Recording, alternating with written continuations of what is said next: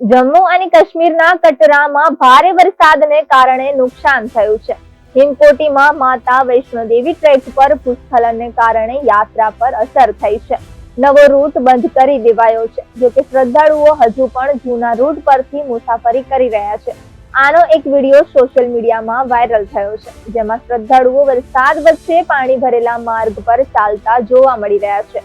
તે જ સમયે ભારે વરસાદને કારણે ચિનાબ નદી પણ પૂરમાં છે.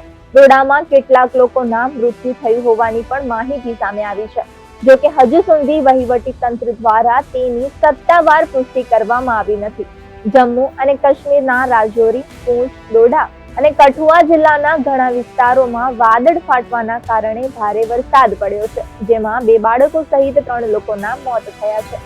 અધિકારીઓએ જણાવ્યું કે અચાનક પૂરમાં ફસાયેલા 4 લોકોને બચાવ ટીમોએ સુરક્ષિત રીતે બચાવી લીધા છે.